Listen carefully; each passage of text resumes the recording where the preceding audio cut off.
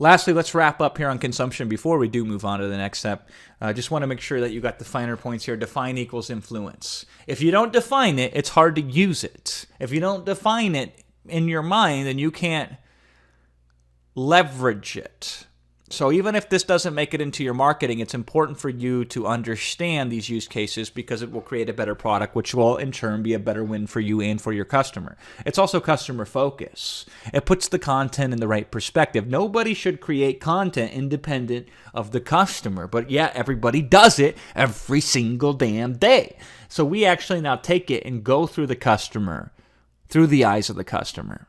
And it also helps you anticipate the challenges that the customer may have in advance. And if you can anticipate those challenges in advance, then you can equip them to handle those challenges before they even buy your product. You're already giving them the foresight and the insight in that. And lastly, no creativity required. Worst case scenario, if you can't do anything else to sell your product, you just flat out do this. You say, here's the hook.